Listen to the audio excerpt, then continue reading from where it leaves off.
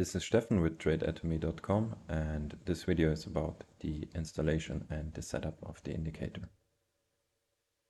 So after you purchase the indicator, I send you this file and you can import that into TradeStation 10. That's important. The indicator for the moment is only compatible with TradeStation 10. If you're using 9.5, get in touch with me. We will see if we can maybe get it to work with a couple of limitations. And then you just follow the import wizard, click next, finish, and that will import the indicator. And after that you can go to add study and select TradeAtomy global trend lines, and I like it best when the prompt for editing flag is set here, so you get immediately the customize indicator window. And then we have inputs for horizontal lines, trend lines, vertical lines, rectangles, texts, and ellipses. These are all the drawing objects that are accessible from the code. So for each of them you can set a true false if you want the indicator to work with them or not. And you have two filters. You can set a color filter and a style filter, and what that does is it simply only adopts the drawing objects that fulfill these criteria. So you could say I want to have horizontal lines only to be adopted by the indicator when they are green and they have a solid style. And that is just repeating for each of the drawing objects. For the rectangles and the ellipses, you want to pay attention that this is the color. The color for this drawing object means the color of the line around the object. So it's not the fill color. Then we have a flag for the global Fibonacci. That's false by default, but you can set that one to true if you want to work with global Fibonaccis. Then there's a group input that defines the group where all the drawing objects will be put into. The group is like a container, and typically you would not even need to change that. So add sim would just automatically use the symbol as the group.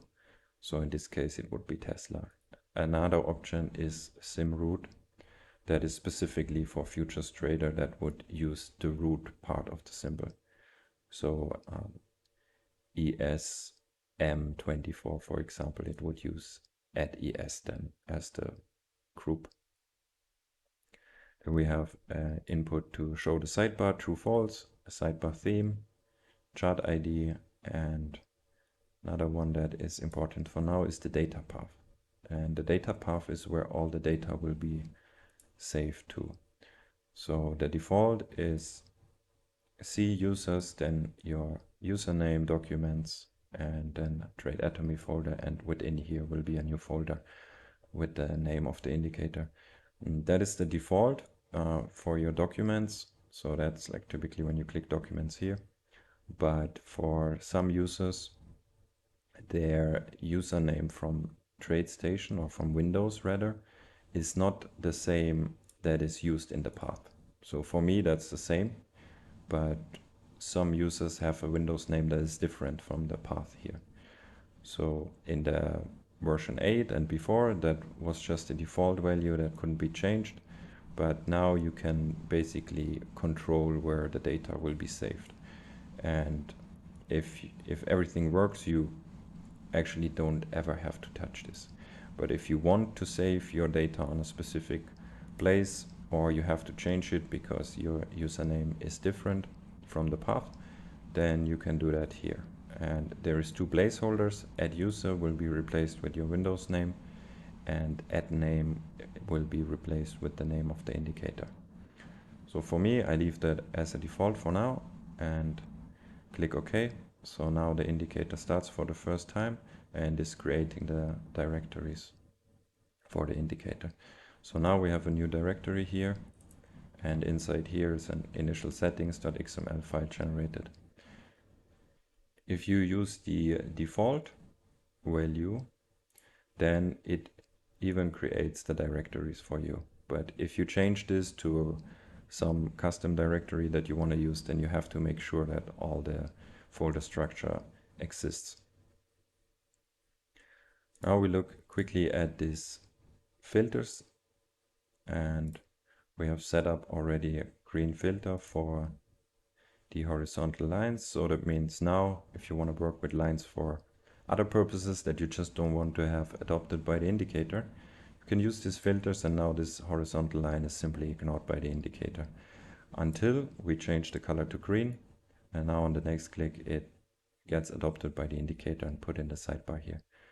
And I mentioned it before, but for the objects like a rectangle, it is the color of the frame. So it's called color here, and fill color is what is inside. So that's inside, and it's hard to see here, but if we increase the weight a little bit, we see it has a red frame, and that is the color. So that is the filter for the rectangles.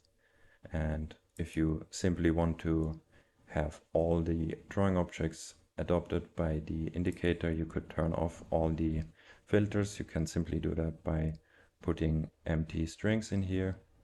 So just double quote, and if you want to do that for all the drawing objects, then whatever you draw will be immediately be adopted by the indicator. And if you wonder for all the colors that are available to put in here, I will put a link under the video, and there's also a link to all the available colors on the website.